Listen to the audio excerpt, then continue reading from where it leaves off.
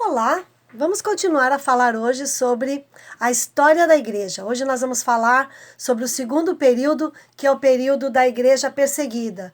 Esse período vai do ano 100 ao ano 313 depois de Cristo. Nessa época, as perseguições elas foram a nível imperial, não eram mais perseguições locais, mas de nível imperial. Atingiu as nações do Império Romano. Uma coisa que causou essa perseguição é que após o ano 70 depois de Cristo, o cristianismo ele ficou isolado. Não havia uma lei que protegesse o cristianismo.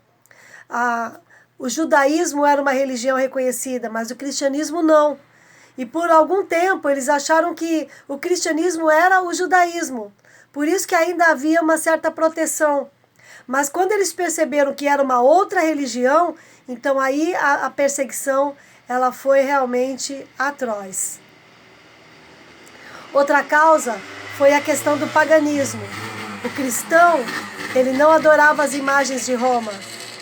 Aqueles deuses romanos que eram adorados por toda a população, os cristãos não se dobravam diante delas.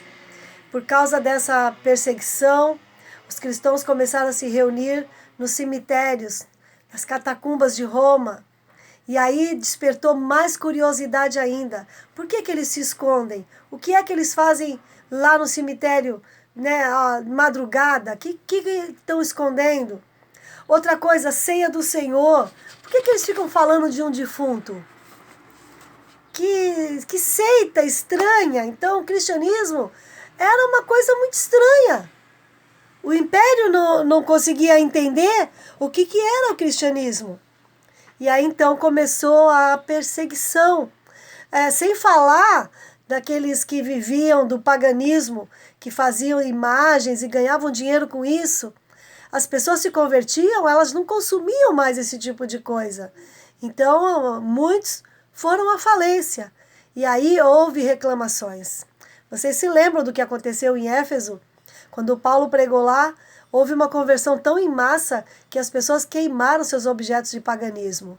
Certamente comerciantes foram à falência em Éfeso, porque abandonaram os deuses. Então essa também foi uma outra causa para a perseguição. Agora vamos falar sobre as fases da perseguição e os imperadores. No ano 98 a 161, de Trajano a Antônio Pius, nenhum cristão podia ser preso nessa época sem que fosse provada a sua culpa. Então, havia a lei ainda era a favor dos cristãos. Cristianismo não era reconhecido, mas também não era perseguido de modo severo. Era uma perseguição velada, mas não era nada severo.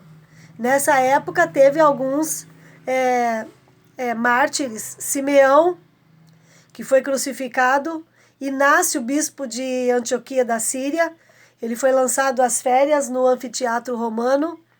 2 homens de Deus.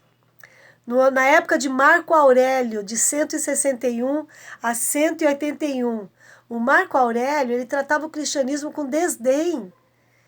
Ele ridicularizava os cristãos. Ele foi um perseguidor terrível. O que ele pôde fazer para acabar com o cristianismo, Marco Aurélio fez. Enquanto ele viveu, aqui foram 20 anos de perseguição. No ano 177 depois de Cristo, em Lyon, na França, cristãos foram massacrados. Lá na cidade de Lyon, cristãos foram sacrificados. Centenas deles. Nas arenas de Roma, milhares de crentes foram decapitados e devorados. Aquela arena de Roma, lá o Coliseu, continuava a ser palco de matança de cristãos. Outro imperador, Septímio Severo, de 193 a 211 depois de Cristo. Ele foi considerado por muitos cristãos como anticristo. Vai avaliando como é que era esse cara. anticristo. Ele tinha ódio dos cristãos. Ele queria matar todos os cristãos. Nessa época foi proibido se converter. No norte da África, mulheres foram esfaceladas, foram devoradas por animais famintos. Perpétua é uma mulher dessa época, ela era uma mulher nobre, ela tinha uma criancinha que acabara de dar à luz e ela se converteu ao Evangelho. Se não me engano, foi a sua escrava que falou de Jesus para ela. E aí ela foi presa por causa da sua fé. O pai dela era um nobre, ela entregou seu filho para o seu pai. E o pai disse para ela: filha, eu consigo tirar você dessa. Basta você negar. Ela: pai, eu não posso negar. Eu não vou negar aquele que deu a sua vida por mim. E aí ela e sua escrava morreram despedaçada pelas feras. Uma mulher de uma fé viva. Vale a pena ler a história de Perpétua. Décio e Valeriano, 249 a 260 depois de Cristo. Essa perseguição aqui já foi a nível imperial. Aí, irmãos, aqui foi no império todo. Se alastrou o ódio aos cristãos. Nessa época, eles perguntavam: você é um cristão? Então essa casa não é mais sua. Você não tem mais direito a essa propriedade. Esta fazenda não é sua. Este gado não é seu. Tudo era confiscado. Seus bens, suas propriedades eram confiscados. Cristãos, de um dia para o outro, ficaram pobres. Muitos. Os bispos eram alvos especiais. Matando a liderança, matava o resto do povo. Eles queriam acabar com o movimento. Foram proibidas as visitas aos cemitérios. Não é que os cristãos visitavam os mortos, é que eles se reuniam no cemitério.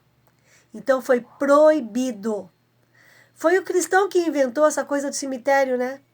Eles que enterravam os seus mortos.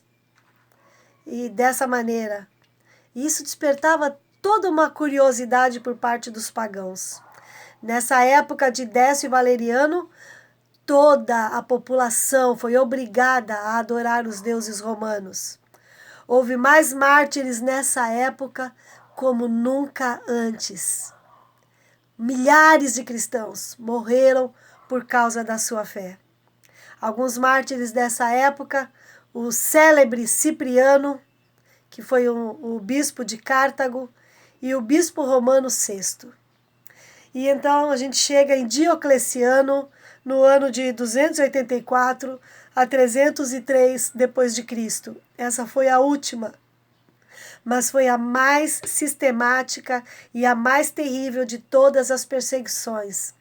Ela deu-se no governo de Diocleciano e seus sucessores. Essa perseguição pegou Diocleciano, pegou o Galério e o Constâncio. Durou mais ou menos 10 anos. 10 anos de terror. Nessa época, irmãos, quem era crente mesmo. Quem seguia Jesus de verdade, porque sabia que a sua fé poderia resultar na sua própria morte, na perda dos seus bens, e ele tinha que renunciar a tudo nessa vida. Todos os lugares onde os cristãos se reuniam foram queimados. Exigiu-se que todos renunciassem à fé cristã. Todos. Foi uma lei. Todos devem renunciar ao cristianismo. Que coisa triste. Nessa época foi formado o cânon do Novo Testamento, porque até então haviam apenas os pergaminhos, né, as cartas de Paulo, os evangelhos, e aqui começou a dizer quais eram os livros canônicos, quais eram os livros que foram inspirados pelo Espírito Santo. Entretanto, a formação do Novo Testamento como cânon, com autoridade divina, não foi imediata, vai ser um pouquinho mais lá na frente, mas é nessa época em que eles começam a organizar essa questão dos livros. Nessa época a igreja era uma igreja pura, irmãos. A igreja orava, ela buscava Jesus, ela pregava a doutrina dos apóstolos, a igreja era viva, a igreja era saudável, os crentes eram íntegros, os crentes eram fiéis. Claro que sempre há aqueles que se desviam, né? Aqueles que negam a fé. Aconteceu isso, mas a igreja do Senhor, ela estava viva. Nessa época ela começa a se dividir em dioceses, pequenos grupos, porque ela está espalhada já no império todo. Então ela já começa a ter grupos de liderança. A igreja nessa época era um exército disciplinado e unido, sob uma direção competente.